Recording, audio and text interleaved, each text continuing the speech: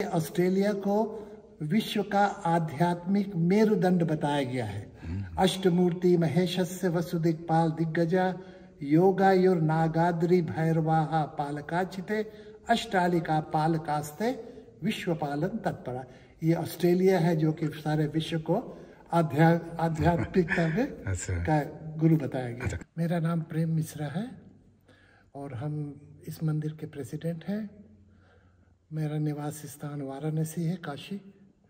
हम यहाँ 1969 से ऑस्ट्रेलिया में हैं। इस मंदिर के बारे में बताइए ना, कैसे कहाँ से शुरू हुआ, इसका नेपाल का राजा वीरेंद्र उनसे ये इनका यहाँ संबंध कैसे हुआ? ठीक, ये बढ़िया प्रश्न है। ये हम लोग का हमें मंदिर बनाने के पहले नेपाल के जो राजगुरु थे उस समय योगी नरहरिनाथ, उनसे उनका मेरे साथ संपर्क हुआ। वैसे मेरी पत्नी नेपाल से है तो उनके थ्रू संपर्क हुआ और वो अनुसंधान कर रहे थे हमारे प्रलय सृष्टि के अंतिम ज्योतिर्लिंग की स्थापना का। और वो पृथ्वी के दक्षिणी भाग में होना ऐसा शास्त्र नहीं था। और उनकी बड़ी इच्छा थी कि अंतिम ज्योतिर्लिंग की स्थापना यहाँ हो। तो फिर संपर्क के होने के बाद, क्योंकि हम सिविल इंजीनियर भी हैं, तो उन्होंने यहाँ पे आए, वो करीब 1 महीना रह के गए। तो उन्होंने सब जानकारी हमसे ली, क्या क्या कैसे क्या करना चाहिए। तो हमारी भी बड़ी इच्छा हुई, क्योंकि हम लोग धार्मिक लोग हैं। मेरी पत्नी बहुत धार्मिक महिला है। तो हम लोगों ने डिसाइड किया कि ठीक है, ज्योतिर्लिंग की स्थापना के लिए मंदिर बनाएंगे।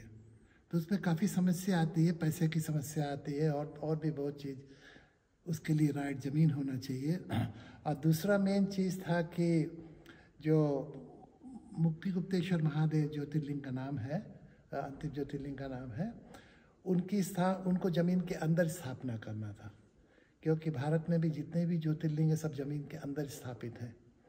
क्यों ज़मीन के अंदर स्थापित हैं, हम थोड़ा उसका वर्णन बता दें, क्योंकि लोग प्रश्न करेंगे ज़मीन के अंदर क्यों। इसका कारण ये है कि हमारे धर्मशास्त्र में ज़मीन के ऊपर मंदिर बनाना निषेध बताया गया है। निषेध बताने का कारण ये है कि हम धरती को माँ बोलते हैं, माता वसुंधरा। जिस माता की हम पूजा करते हैं उसके ऊपर शिव जी का, उसके ऊपर कोई भी मंदिर बनाने का प्रधान नहीं है। हाँ, उसको ठीक नहीं बताया गया है। तो हमें उस हिसाब से हमें ज़मीन भी ऐसा लेना था कि जिसमें भगवान की स्थापना ज़मीन के अंदर हो। तो शुरू में विचार हुआ कि खाली ज्योतिर्लिंग को ज़मीन के अंदर नहीं स्थापित किया जाएगा, पूरे मंदिर को स्थापित किया जाएगा ज़मीन के अंदर। तो उस तरह से ये ज़मीन को सिलेक्ट किया गया जहाँ पे कि पूरा मंदिर ज़मीन के अंदर बनाया जाए, गर्भगृह में बनाया जाए। और ये विश्व का एकमात्र मानव निर्मित गुफा का मंदिर है शिव जी का। तो ये तो साइट सिलेक्शन का हुआ। फिर जब योगी जी से बात करने से, संपर्क में रहने से, बात करने से उनका जो रिसर्च था, उन्होंने कहा कि क्यों पृथ्वी की दक्षिणी भाग में होना चाहिए। इसका कारण है कि पृथ्वी का मूवमेंट होता है। जब सृष्टि का प्रादुर्भाव होता है, पृथ्वी के खंड होके उत्तरी भाग में ड्रिफ्ट करते हैं, जिसको हम बोलते हैं कॉन्टिनेंटल ड्रिफ्ट। और वो सृष्टि का चक्र है, वो आधा चक्र है जब पृथ्वी के खंड होके उत्तरी भाग में ड्रिफ्ट करते हैं। और दूसरा भाग है प्रलय का चक्र, जबकि पूरी पृथ्वी फिर दक्षिणी भाग में आके सीमित हो जाती है। उसको डिसोल्यूशन साइकिल या प्रलय साइकिल बोलते हैं। सो सृष्टि प्रलय ये चक्र है। और ये वही समय है जबकि हमारा सोलर सिस्टम ब्रह्मांड का एक चक्कर लगाता है। तो करंट स्थिति में अभी हम लोग प्रलय के साइकिल में है, डिसोल्यूशन साइकिल में, क्योंकि no more earth mass moving towards the north, they have started reverting back to the south pole. So south pole में रिवर्ट हो रहा है, इसलिए यहाँ पे अंतिम ज्योतिर्लिंग पहले स्थापित होंगे, फिर पूरा अर्थ मास यहाँ पे विलीन हो जाएगा। 12 ज्योतिर्लिंग भी आके यहाँ विलीन हो जाएंगे और फिर सृष्टि का चक्र शुरू होगा। तो ये थ्योरी है असली में, और इसीलिए अंतिम ज्योतिर्लिंग का, और यही फॉर्मूला हमारे आपके किंग वीरेंद्र को भी समझाया गया था, क्योंकि योगी नरहरि जी के साथ भारत के भी कई विद्वान थे, उन्होंने पूरे प्रोजेक्ट पे काम किया है,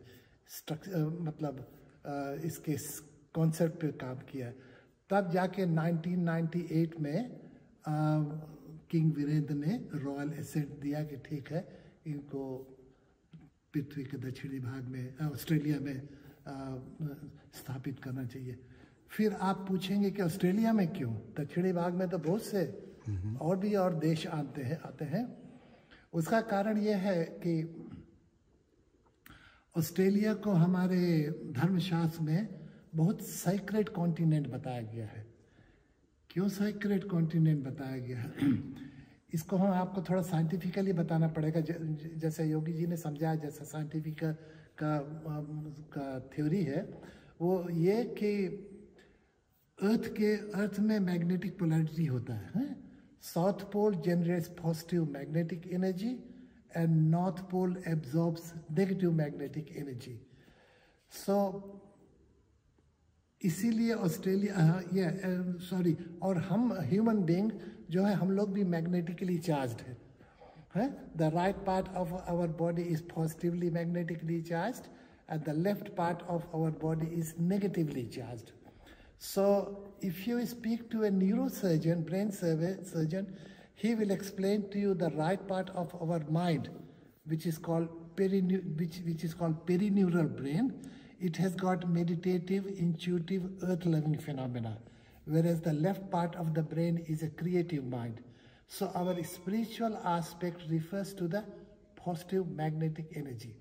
So if you draw the line of force of Earth's magnetic energy, all the positive magnetic energy passes through this continent and goes to the northern part of the earth. इसीलिए Australia को विश्व का आध्यात्मिक मेरुदंड बताया गया है। अष्टमूर्ति महेशस्य वसुदिक्पाल दिग्गजा योगायुर नागाद्री भैरवाहा पालकाचिते अष्टालिका पालकास्ते विश्वपालन तत्परा। ये Australia है जो कि सारे विश्व को आध्यात्मिकता में का गुरु बताया गया। अच्छा, इसका फिर हम एक प्रश्न आपसे पूछते हैं, किंग वीरेंद्र से अनुमति क्यों लेना पड़ा? क्योंकि जितने भी ज्योतिर्लिंग हैं वो पशुपतिनाथ के अंश हैं। तो आप कोई भी चीज 12 ज्योतिर्लिंग भारत में वो भी पशुपतिनाथ के अंश हैं, जो कि इंडियन लोग नहीं बताते हैं, लेकिन धर्मशास्त्र में है कि नहीं। पशुपतिनाथ जो है सारे ज्योतिर्लिंगों का मूल है, और उसी से सारे ज्योतिर्लिंग भारत में जाए। आप महात्म्य भी पढ़ेंगे सब 12 ज्योतिर्लिंगों का, उसमें भी ऐसे ही वर्णन है। सो पशुपतिनाथ जो है सारे ज्योतिर्लिंगों के मूल है। क्योंकि पशुपतिनाथ नेपाल में है, तो नेपाल का परमिशन तो राजा का तो परमिशन लेना पड़ेगा, नहीं तो ऐसे उठा के कोई थोड़ा दे देगा। तो जब परमिशन मिलने के बाद ही फिर ज्योतिर्लिंग को यहाँ पे लाया गया। वहाँ नेपाल का पुरातत्व विभाग है, तो पुरातत्व विभाग आपको वहाँ से कोई एंशियंट वो लाने नहीं देता है, नहीं समझे, जब तक आपके पास सर्टिफिकेट ना हो, और चोरी करके तो नहीं ला सकते। तो राज परिवार के कोई सदस्य यहाँ आए हैं कभी? हाँ, आए थे।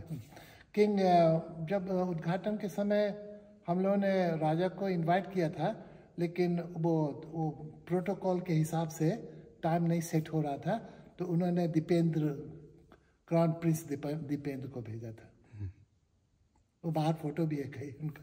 अच्छा, तो उन्होंने यहाँ क्या किया जब आए थे? तो उद्घाटन था, वो मतलब उनका वेलकम किया गया, फिर पूजा पाठ हुआ, कैम्बल टाउन कैंसल के मेयर आके उनका सम्मान किए, वेलकम किए। तो जो शिष्ट है किया जाता है किया गया। जितने नेपाली यहाँ आते हैं वो तो सारे सम्मान करते हैं, कोई विरुद्ध में तो हमने तो नहीं किसी से भी नहीं सुना, सब अच्छा ही बोलते हैं। कि क्राउन प्रिंस दीपेंद्र आए थे तो पूरा नेपाली लोग भर गए, हालांकि हम लोग ने एडवर्टाइज नहीं किया था, नहीं तो लेकिन फिर भी लोग को पता चल गया, तो काफ़ी थे यहाँ। करीब 3-3.5 घंटा थे किंग क्राउन प्रिंस दीपेंद्र यहाँ पे है, लेकिन हमने किसी से बुराई नहीं सुना। हाँ, हमको एक बात बताइए जी हमारे शिव जी जी और राज दरबार, जी। इसको अगर आप विश्लेषण करना चाहते हैं तो किस तरीके से करेंगे? मेरे ख्याल से जहाँ तक नेपाल के लोगों का सवाल है, वो राज परिवार को, राजा को, उस समय अभी तो कोई है नहीं, वो विष्णु भगवान का अवतार मानते। शिव जी का तो हमने नहीं सुना, लेकिन विष्णु के अवतार बताया गया है जी। लेकिन उससे तो ज्योतिर्लिंग से तो कोई संबंध नहीं है उस तरह से, ये बस धार्मिकता की बात है और कुछ नहीं। अच्छा, अभी भी यहाँ के ऑस्ट्रेलियन जो नागरिक हैं वो भी राजा को विष्णु के अवतार के रूप में यहाँ भी वो लोग भी लेते हैं, ग्रहण करते हैं? मेरे ख्याल से लेते होंगे, वैसे जब तक चर्चा नहीं होती है तो पता नहीं चलता है। हाँ।